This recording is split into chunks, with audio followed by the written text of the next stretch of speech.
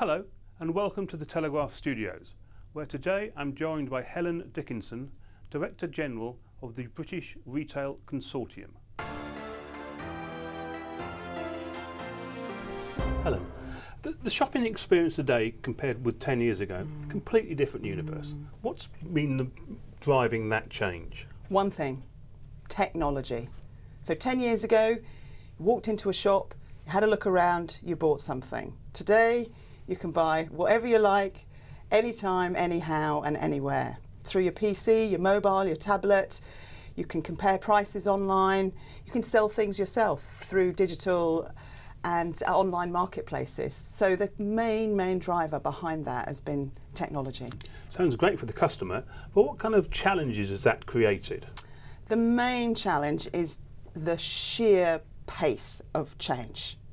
So technology means that customers have more information. We can research products, we can shop around, we can compare prices, we can buy from anyone almost in the world.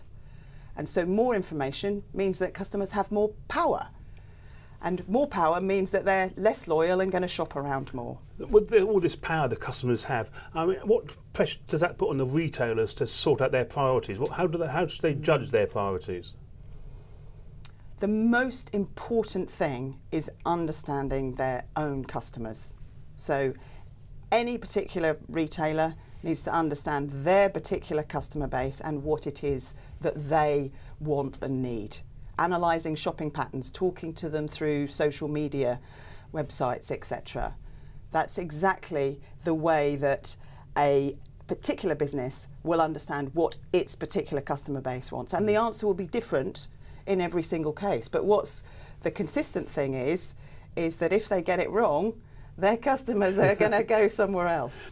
Clearly the relationship between customer and retailer is vital. What about the relationship between retailer and supplier? How important is that? That also has become more critical.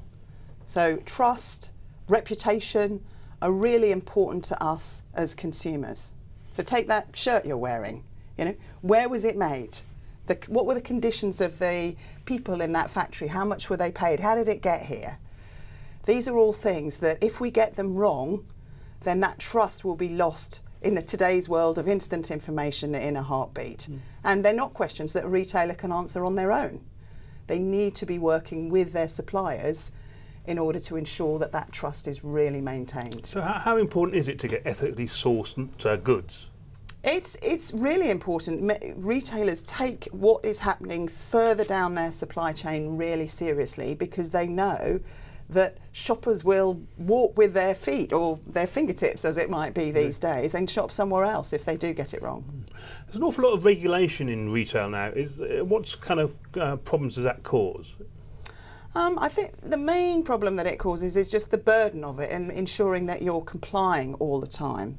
So I talk to lots of people who work in retailers, right from the chief executives down to people within the businesses. And retail pretty much touches every aspect of our lives, and therefore the plethora of regulation sits across many different areas. And so part of our job at the BRC is helping retailers navigate and shape what some of that regulation looks like, and talking to governments about making sure that it's fit for purpose, it does what it says on the tin, and actually enables retailers to continue to be competitive and not hamstrung in trying to deliver for their customers. There's going to be an EU referendum next year or so. Are retailers for in or for out? I think it's a really important question, that. And over the next few months, we've got to wait and see how David Cameron gets on and what that reform agenda looks like. But what we do know that is really important for retailers and their ability to serve their customers is that we can move products around unhindered across borders, customs duties, red tape, making sure that that is minimised, that we can trade internationally easily, and that any regulations that come out of Europe are good regulations and not more regulations. So are you optimistic about the future, next few years? I am really optimistic about the future. We have a world-leading industry in this country, right down from the entrepreneur setting up a new business to some of the larger groups. and the pace of change will continue, but it's going to be exciting, but probably a little bit unpredictable. If you had to pick out one thing that you might think will develop over the next 5 years, what would that be? That would be, continuing on the technology trend, that would be mobile. So today we spend about £10 billion through our phones. That is expected to increase fivefold over the next 10 years. £50 billion? Yeah. That's a sizable figure. Helen Dickinson, many thanks. Thank you.